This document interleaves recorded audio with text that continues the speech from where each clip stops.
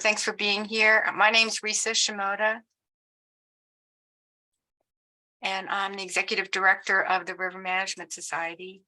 And we're here with some pretty awesome people to talk about those who work on rivers and who happen to fall into this AAPI category of human.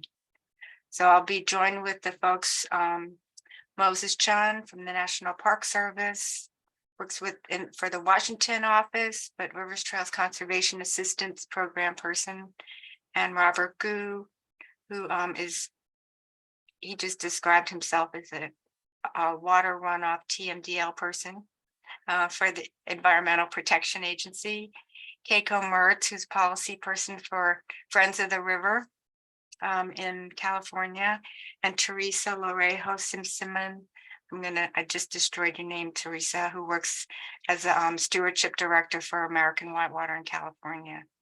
So thank you to this awesome panel, and also helping and kind of allying here with me is Becca Price, the communications coordinator for RMS, and Angie Furman, the River Training Center coordinator for River Management Society as well.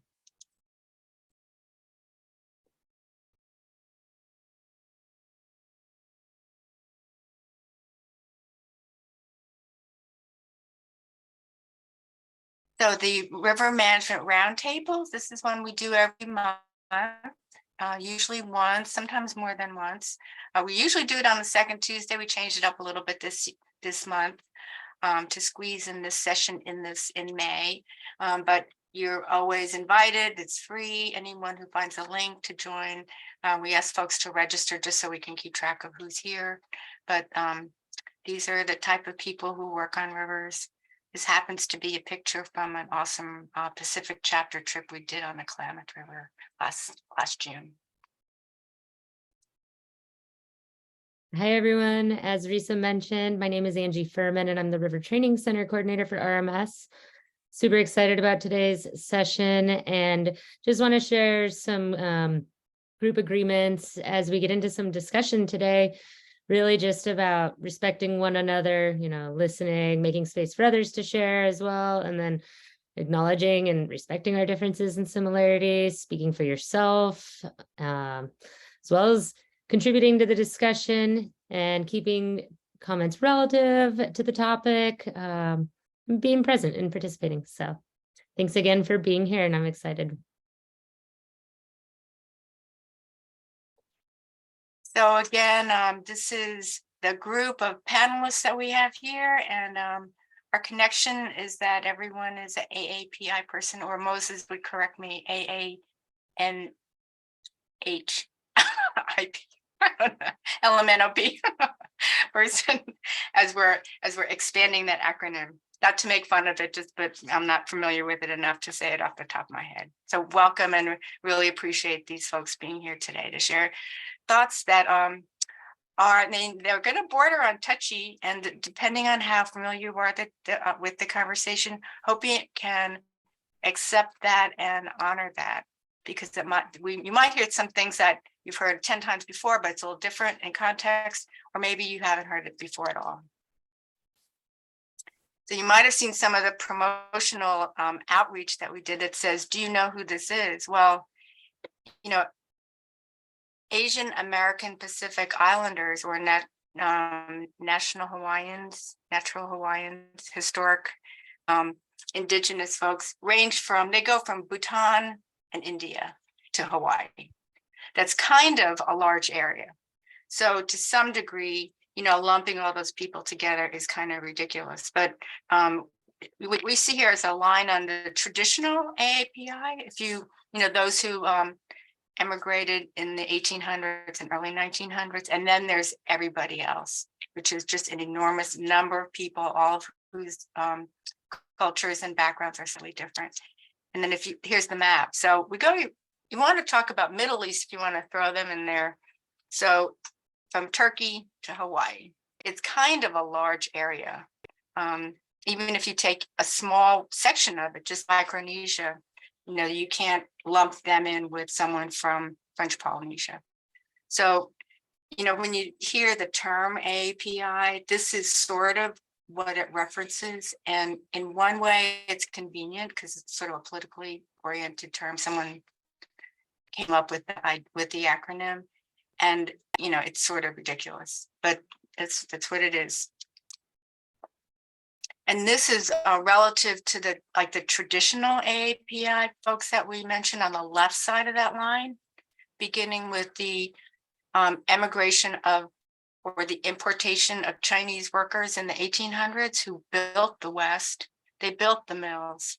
They built they worked in the coal mines, and they built schools, and they constructed most of the transcontinental railroad.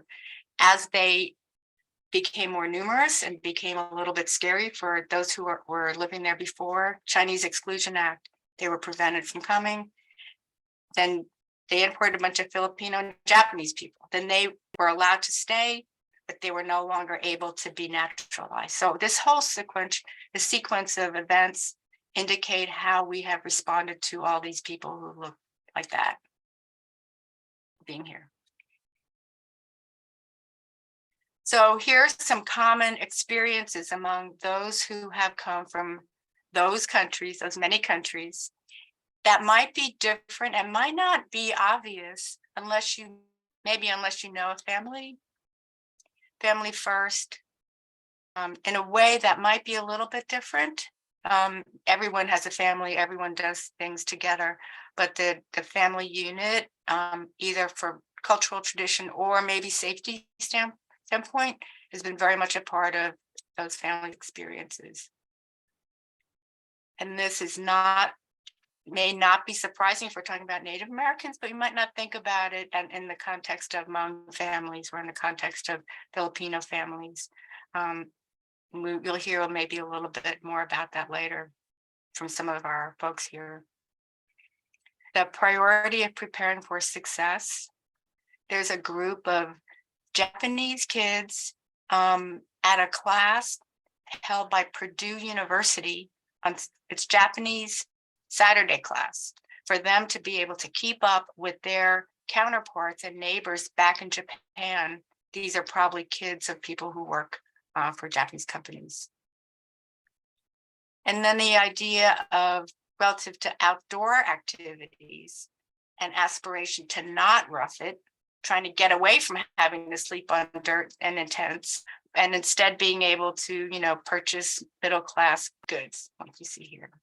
So those are just a little bit different and a little bit of a nuanced thing that you might not be familiar with. And here's some things that might surprise you, but if you know someone in this category, they might be depressing or funny, depending on your experience. This is a really common thing to hear. This is really common to hear. I heard this last weekend when I doing an estimate for a tub to shower conversion.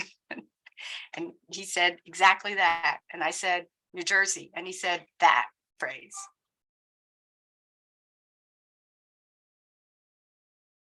And that's another one. And I don't know what we would, I'm throwing myself into this bucket too. I don't know if that we would hear it, but someone might say that about one of us. So, and one thing that this group, I would say, is aware of, may struggle with, but certainly has as part of what they, how folks establish themselves as people, as professionals, as members of communities, is this concept. Asian Americans are a law-abiding group. They've done better than other minorities because whatever. Good at math. They won't rock the boat. They don't need outside support or interventions because they do well on their own. And as a result, some of us might feel one of those. So again, the result of the generalizations are not actions that are in the news, if you will.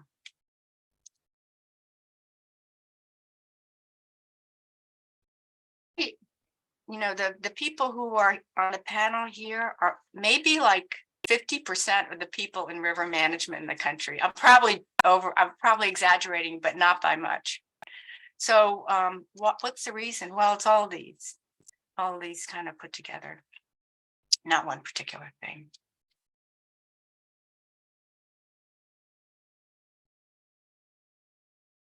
And then there are, those are kind of the traditional reasons.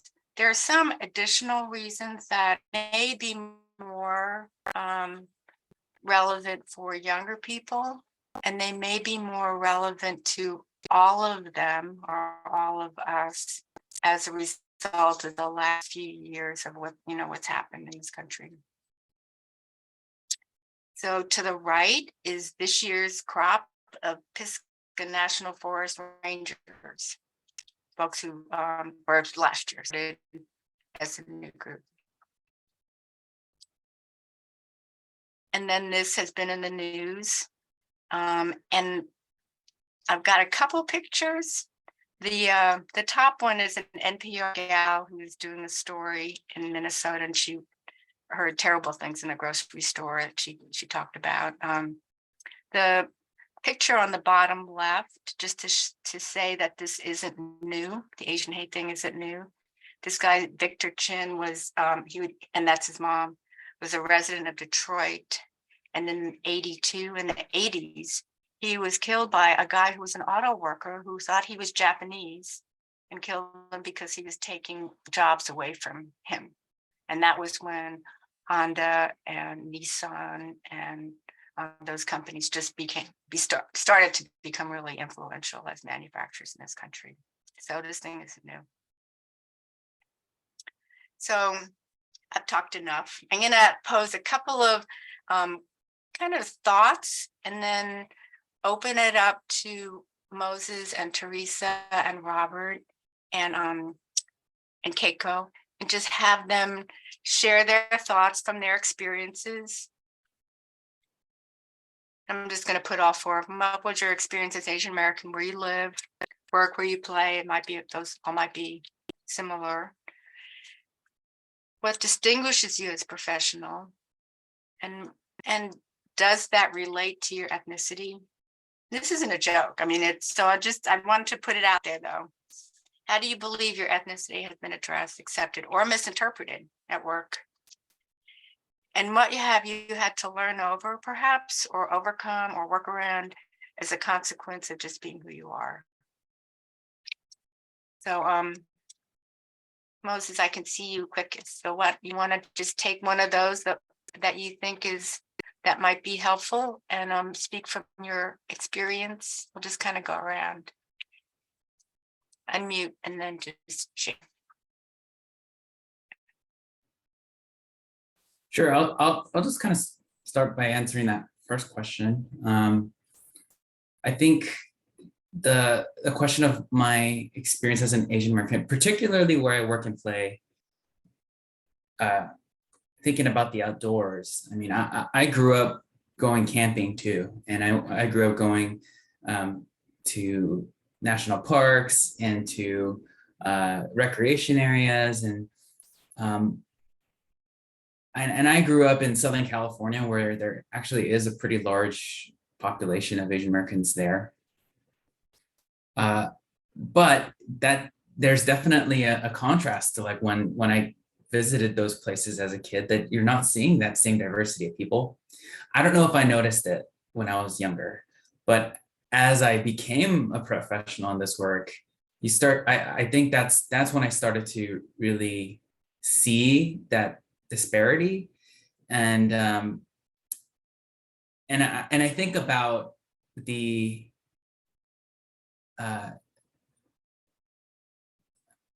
what the value of having had that as an experience, where I was graduating high school and I would take my friends to do these things, hiking, camping, all things outdoor recreation. And I grew up doing that, but my other Asian American friends never had those experiences. And I didn't realize that that was a thing until I got much older and realized I'm the person that's introducing these people to camping or snowboarding or going out on the river, because my parents had a chance to do. My dad grew up and he was in the Boy Scouts, and so I think that's where he gathered a lot of those skills and grew those and passed those to me as a young person.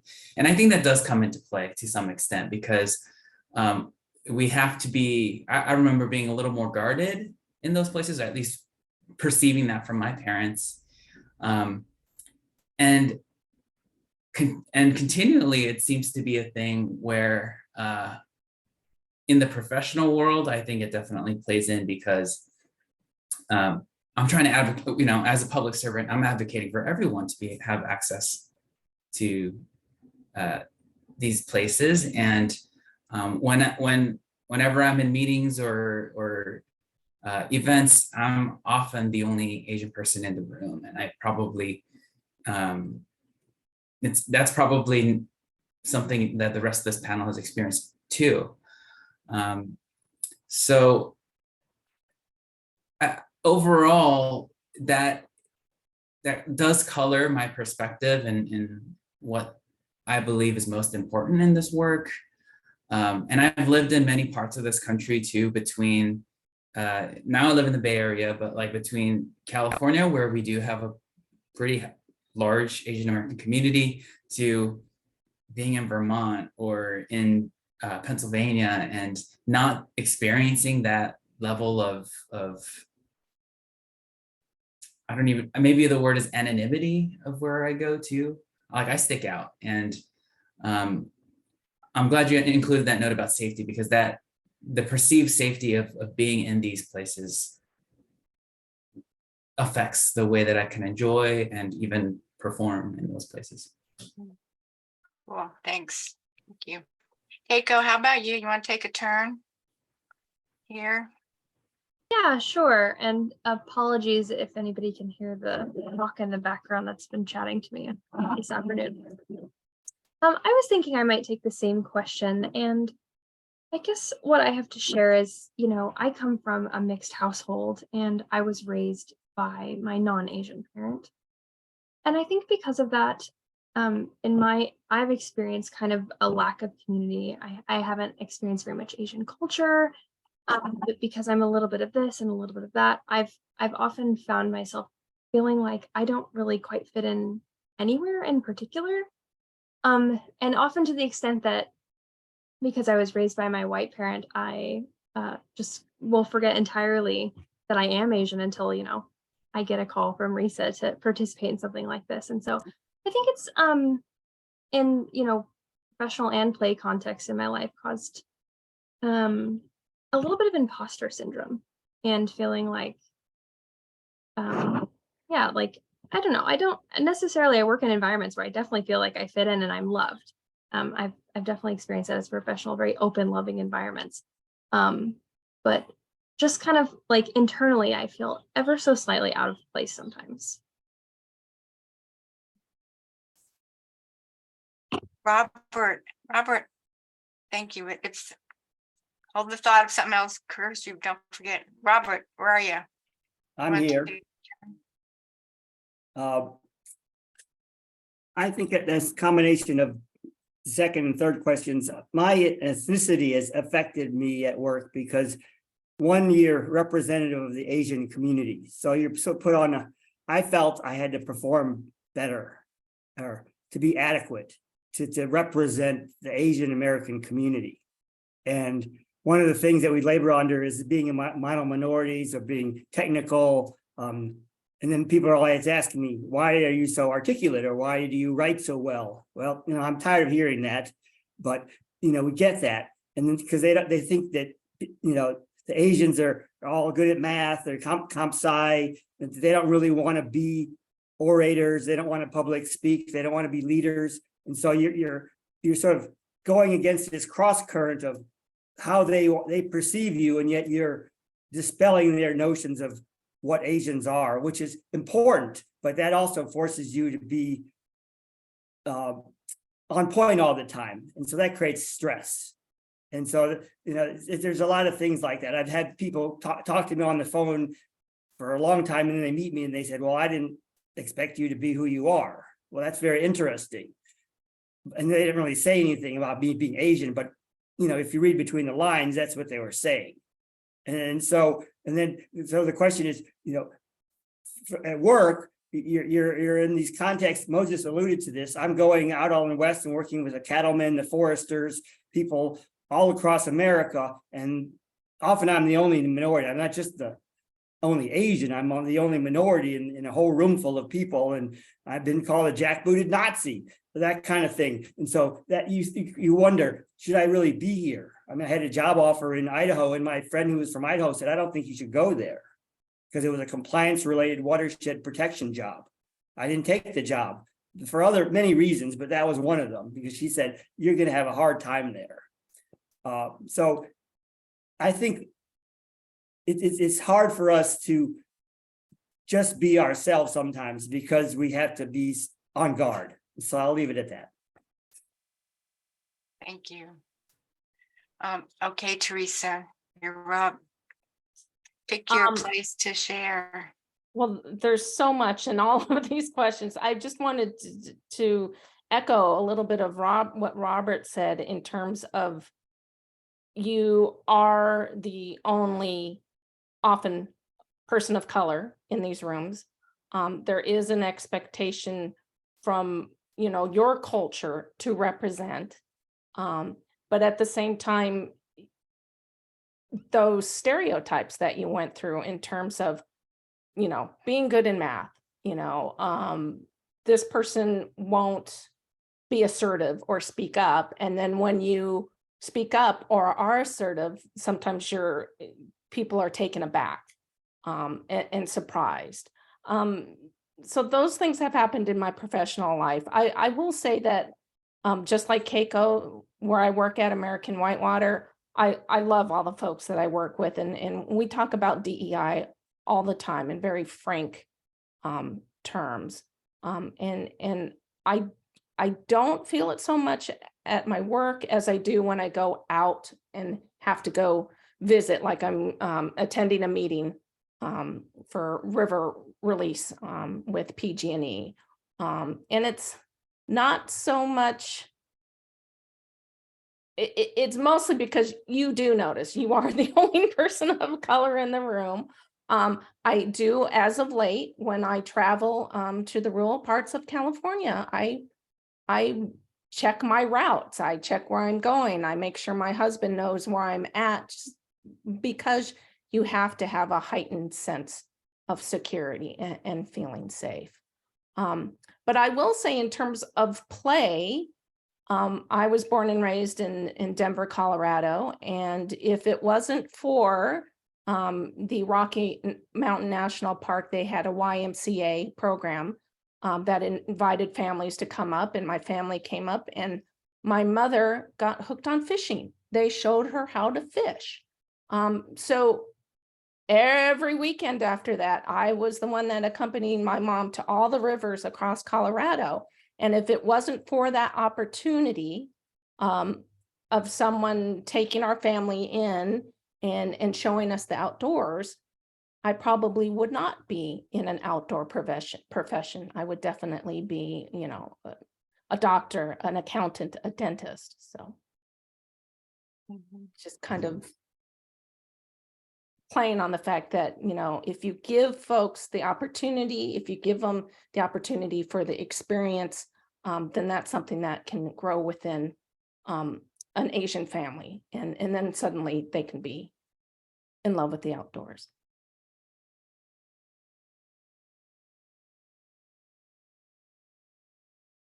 Moses, I'm gonna throw the last question at you. Have you had to work around anything because of what someone perceives you to be or not be, or? I think yes. I think this is a good example.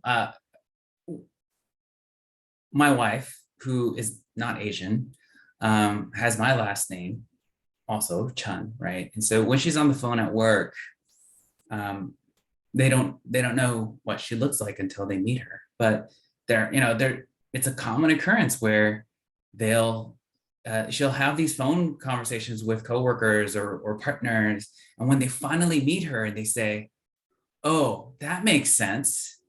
You're not actually Asian, and I was wondering why your English was so good," to her, right? And in the same way for myself, I think there's a underlying expectation on, I guess, in my professional world as well, but I think there's nobody really knows what to expect until I open my mouth and speak. And for some reason, I feel incredibly grateful that I can speak the language of where I grew up. So it's it's a really odd relationship that I have to being an English speaker, even though I was born and grew up in an English speaking country. Now, because of the way I look, I think there's a lot of expectations or projections on the way that I should be behaving or my proficiency or fluency in English. And I think that also ties into a lot of that sense of safety. It may not even be physical safety, but even like emotional, psychological safety, where we're getting, over the last 5 years, the amount of stories and news stories that have broken and the incidents that we've seen around people being accosted, not just Asian Americans or Pacific Islanders, but people of all backgrounds being accosted for having an accent or not being able to speak English well enough. I definitely feel appreciative of my fluency in that sense, even though I feel like it's a given. So I think that's one of the things that I've noticed, or hard to say if it's something that I've overcome, but I think it's a consequence of being Asian American. Mhm. Yeah, Robert.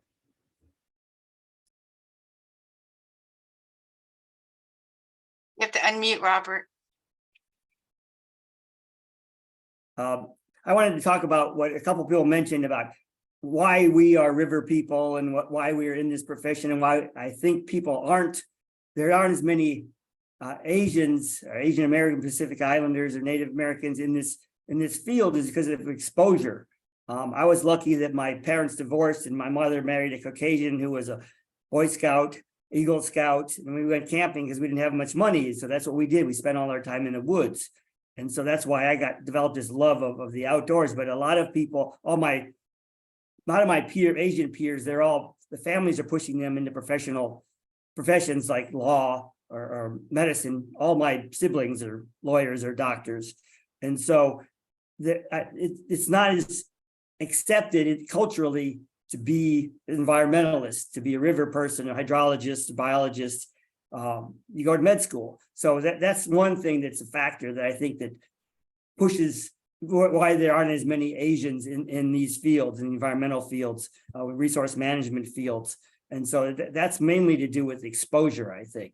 And so I'd like to hear the other panelists' thoughts on that as well.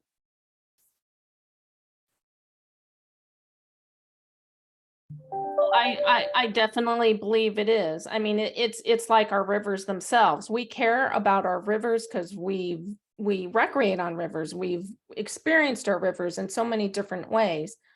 So we're passionate about that. You can't be passionate about something if you don't have the exposure to it.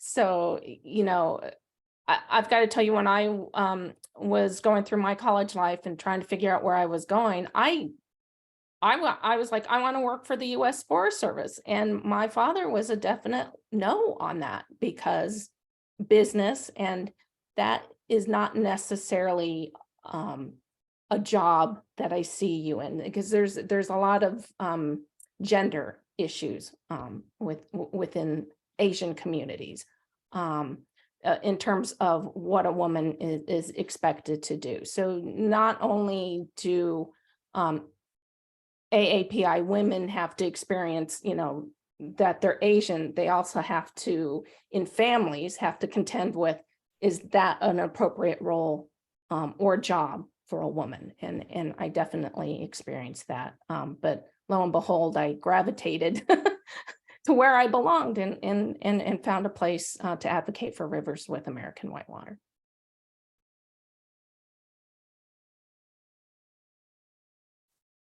I mean, I could add a little bit to that sense of exposure too. And in the same way that fishing provides that exposure or connection to the resource, in this case, the rivers, I think it has to do with what we permit as activities in public spaces.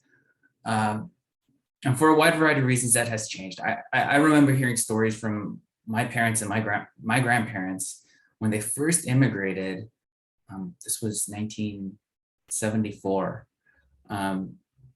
Like they would be up and down the California coast, and they would be like foraging or harvesting abalone from the ocean. They would be like, they go to the rivers and the state forest and go to the creeks, and I think there's crayfish in there. They'll get a crayfish and they'll like just cook it right out there. Or they would go forage for certain plants that they're familiar with and take it or eat it and use it as they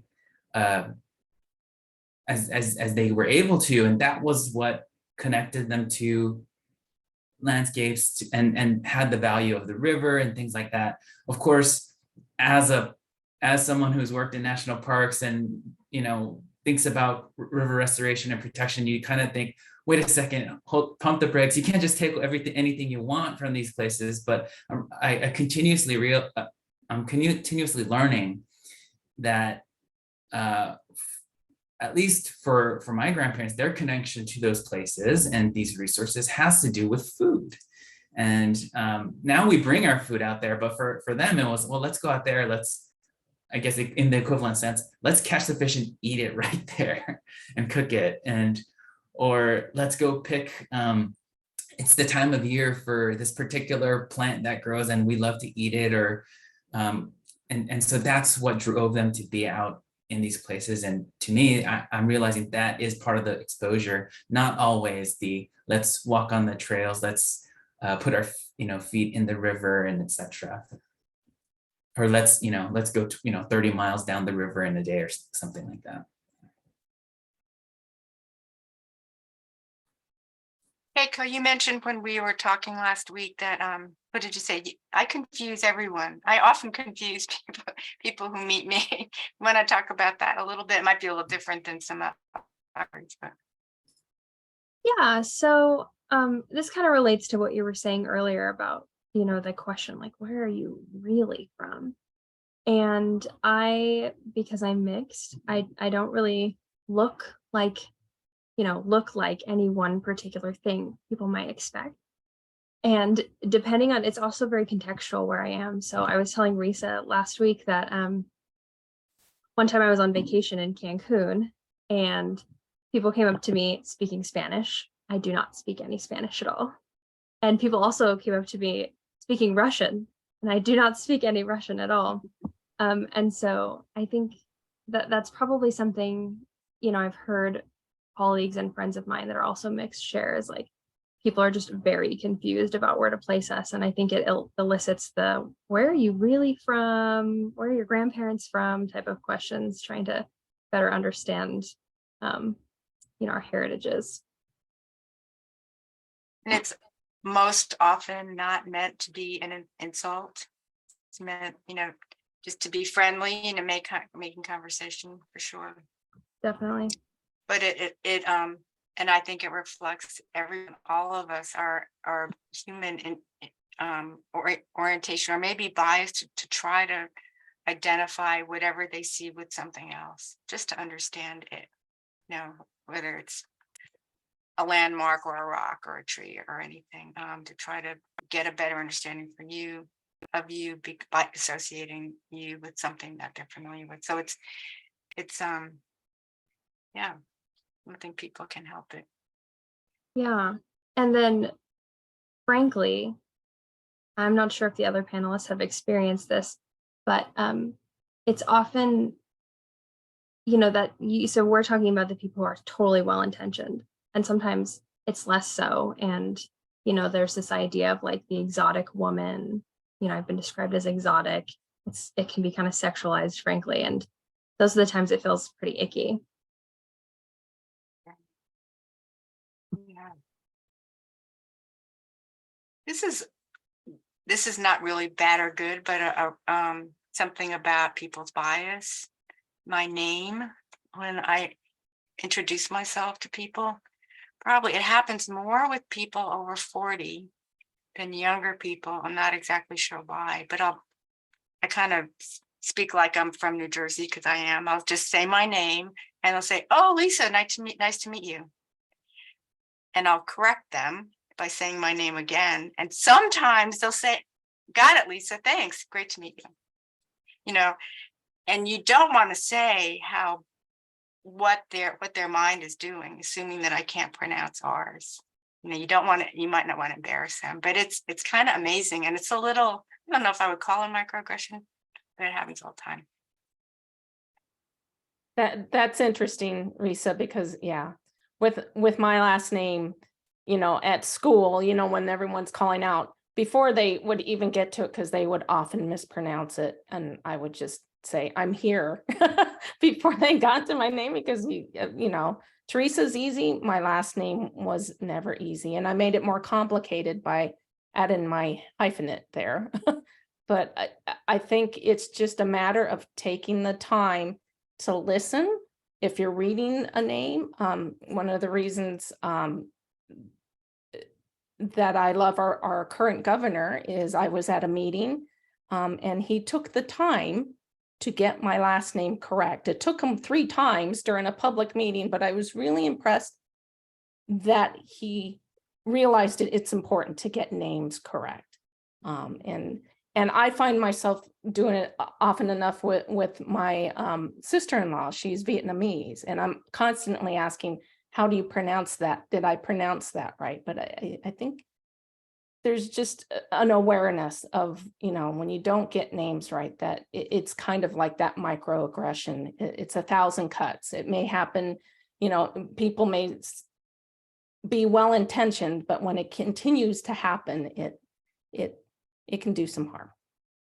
Yeah, and it really is not intentional. Like Tom O'Keefe, who you work with, his wife's name is Rie, and she was born in Japan, so she pronounced it Rie. She pronounced it that way, and if it were me and it were my name, I would not pronounce it that way, right? So you don't know. You can't make assumptions. So do folks, if anybody else, but I would like to open it up for questions, has any of this kind of prompted any questions or stirred any thoughts about this topic, or want to ask anybody on our panel a question? Anybody? Have we flummoxed you? Comment in the chat from Donna. Donna, I don't know if you want to unmute yourself, or we can just read the comment if that's. Yeah, if you or just go ahead and unmute yourself. There aren't too many people here. If you like.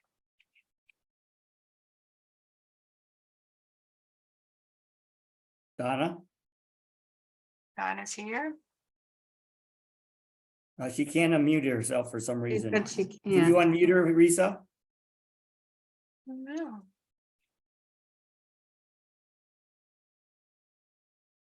Okay, well. Stand by. Oh, she's your Donna. I see her as unmuted. Robert.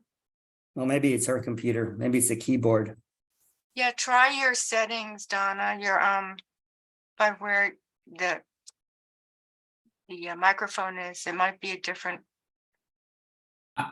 I can, in the meantime, I can kind of respond to Donna's comment too. Yeah. I think part of the offense is that is not that the question is asked, right? But and I think it's worth making it known why you're asking. But usually I get asked where I'm from because I'm Asian and I look Asian, right? And so the assumption that comes with that is that I'm not from here. Whereas there's plenty of, especially in the US, there's plenty of people that are white that are not from here, but nobody asks them where they're from or where they came from. And I think it kind of comes down to that, where the assumption of where you're from, and even being approached and asked that question by complete strangers is a big part of that. Like, I'll be shopping, minding my own business, and a complete stranger comes out of nowhere and will ask me where I'm from. And I'm like looking around, I was like, why is this person approaching me?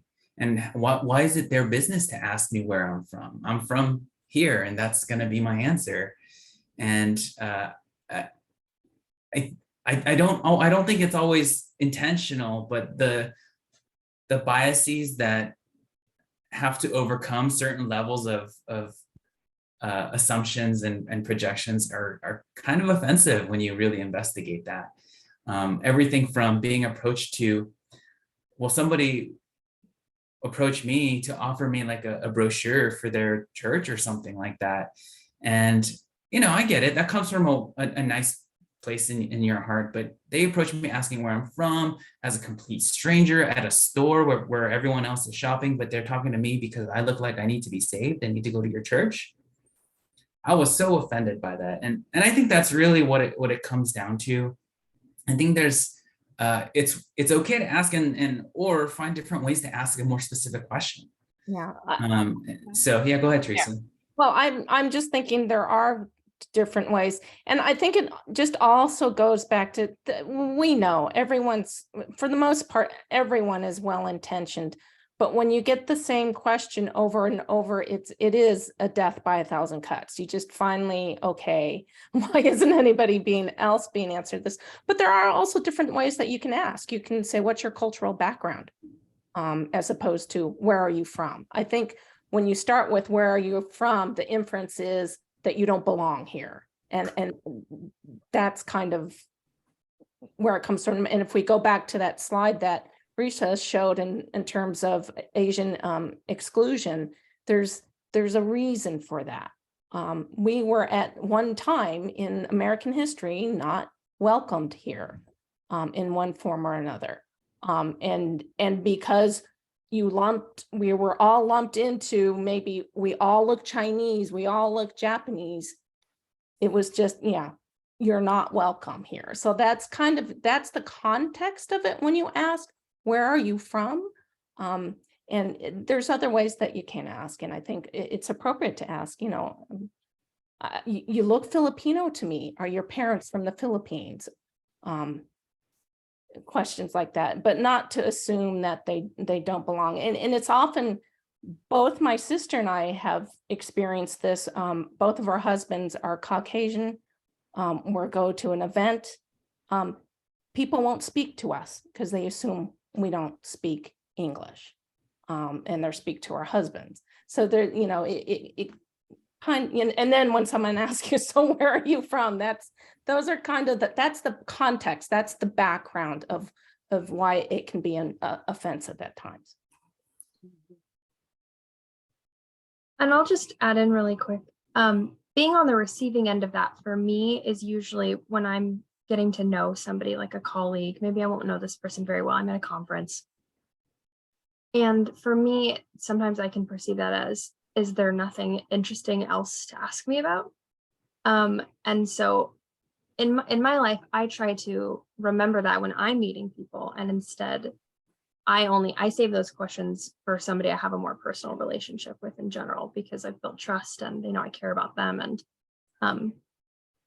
yeah, so I think, if you're meeting somebody new and something about them makes you curious, know that they're also a person outside of their cultural or ethnic identity. And oftentimes I think that gets glazed over.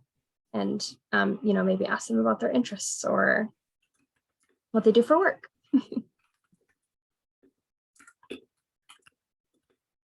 Right, Donna said something so interesting, and well, she said several things that are interesting in the chat, but when she said, when I shop with my husband, no one thinks that we're married. So if you've got a mixed couple, I'm sure that happens a lot. My sister-in-law is Scottish, McAllister. So when she's with our family, she'll always be pointing to me or her kids saying, I belong to them, that kind of thing, in a joking way, because she knows people will assume that she doesn't belong to the family. It's a whole other thing when you're sort of the other person in a non-Asian relationship. Thank you so much for sharing, Donna. Wish we could hear you. I don't know what's going on with your speaker. Anybody else? Julia, you look like you were going to ask a question. I was, and then I anyhow. So yeah, go ahead. Thank you guys. This has been really very interesting, and it's always just such a good reminder to hear these things. So people struggle with my name, and Theresa, you said, you answer before they even get to your name, and I have done that my whole life. But it's just, I have an unusually difficult to pronounce name. It's not because it's ethnically or culturally or, something different than Anglo-Saxon. It's just hard. and so it's just interesting to hear, to add that layer that you guys have to deal with. And so while people can't pronounce my name and I just say, oh, don't worry about it, I don't then get the, question of, oh, well, no, where are you from? I'll get that. They'll say, where's your name from? That's what they say. And that's a little bit more polite, frankly. Yeah. So it's nice to hear you guys say, give people the benefit of the doubt that they're not being all sorts of negative, not so pleasant things.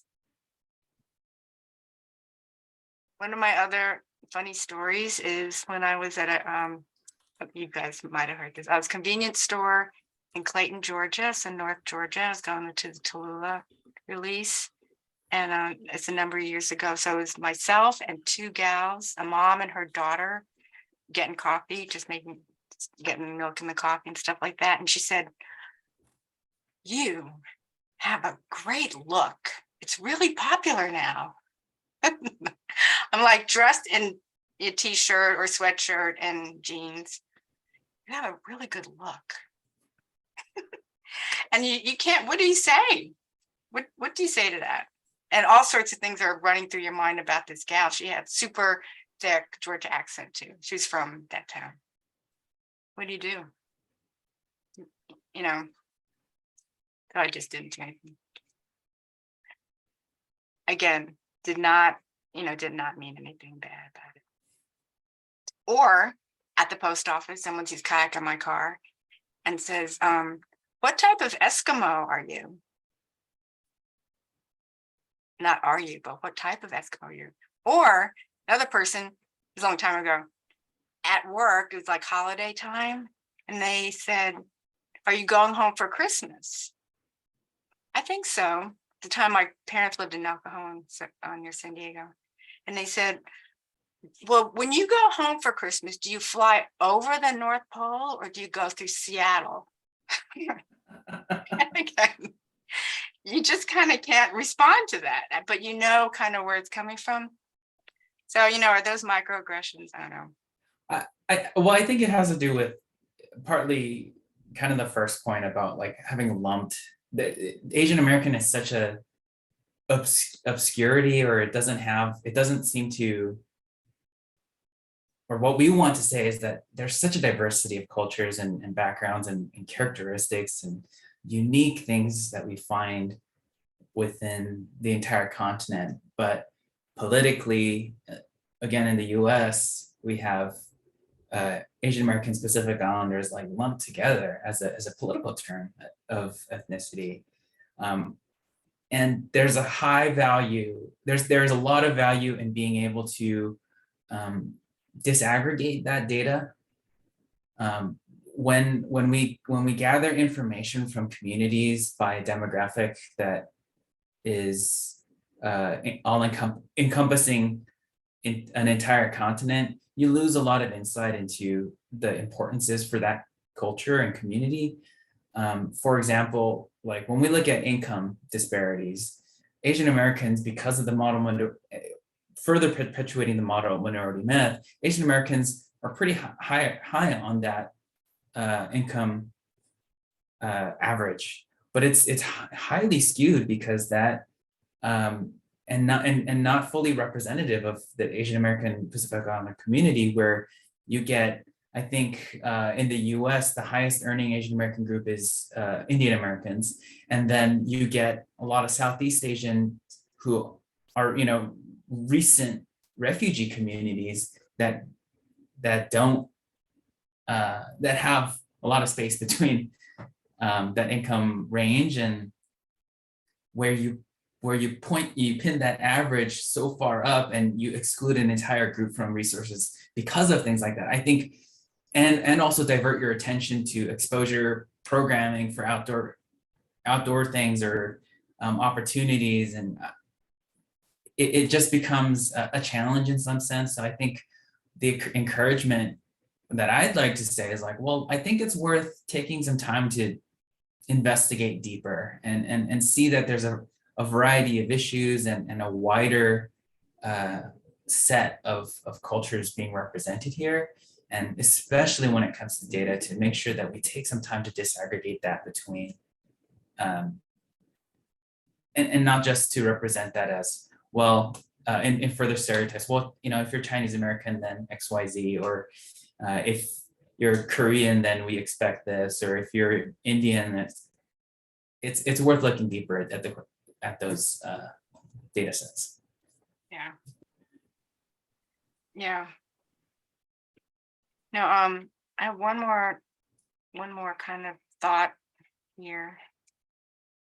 We can come back to some of the questions too, but so if you are in an organization and you think that this has been helpful, and there's opportunities to reach out or get to know people or encourage those who might have to deal with some of the things that we talked about today, what you can do is invite someone to talk about it. If you can reduce barriers to entry, ask, offer, welcome, invite. And then also, Theresa, I would love to hear you talk about this again. You mentioned this, to dare yourself to step out of your own cultural experience, to maybe learn about others. So whatever is with them, it's less foreign or less unfamiliar. Well, yeah, exactly what you said. Again, just like bringing it back to rivers, we love our rivers because we experience them, we're on them, we know them. You cannot appreciate or understand a culture unless you experience it. When I was growing up in Colorado, they had this wonderful thing they called the Heritage Festival. Every year on Larimer Square, it was a festival of all cultures, from Europe, Asia, and that's where I learned about other people's cultures. And I was so thankful for that, because here we are in Colorado, which is mostly Caucasian when I was growing up. But I was able to experience, all kinds of culture and have an appreciation for it. And that's what I think is important, is that you don't just kind of say, oh, I'm going to stay here in my lane. There's so much cultural experience that you can get out there. And as a recent example, American Whitewater, we visited with some cultural leaders that are involved with Ishi-Pishi, which is the Karuk, and just had a great conversation with some of their cultural leaders, and they shared with us. And it was for our whole, I shouldn't speak for my whole team, but it was very impactful for us to be there and understand how they connect to the rivers that are by them. Yeah. Cool. Well, there might be other questions, so feel free to put in the chat, but we're kind of winding down a little bit as we get to the bottom of the hour. Ooh, I thought this is pretty awesome. Again, from Theresa's sister slide. Thank you. Sometimes goodbye, sometimes it's also hello, but another illustration of how different the communities are. And this is just a few of them. And I'm going to ask Angie to jump back in. Or Becca, I forget here. I can jump in. As you guys have probably seen, we're recording and we will post this River Management Roundtable on our YouTube channel. We have a whole playlist of roundtables. So if you missed some, you can go back and watch them. We'd love for you to check it out, share the link. We'll also email you guys the link to the recording along with the contact info for our panelists if you'd like to reach out to them, and a link to a survey so we can get your thoughts. I skipped ahead, sorry. There is a survey. Yeah. Yeah, and I just want to share that we got some upcoming events next week on June 5th. Part of the A- collaborative webinar series. We've got a great session coming up on building a culture of belonging through your policies and procedures. So I encourage you to go check that out and register. We've also got our final session in our Wild and Scenic Rivers training series. That'll be going over visitors use management on wild and scenic rivers. And then in July, we've got a really awesome roundtable again that's going to be looking at environmental justice and rivers. So encourage you to go over to our calendar. I see that we've got all those links there in the chat, and you can learn more about these upcoming events. Hope to see you at all of them. Now we have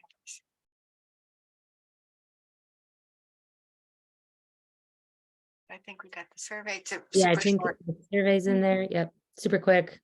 Love your feedback. We use it for planning future events as well. So please share with us.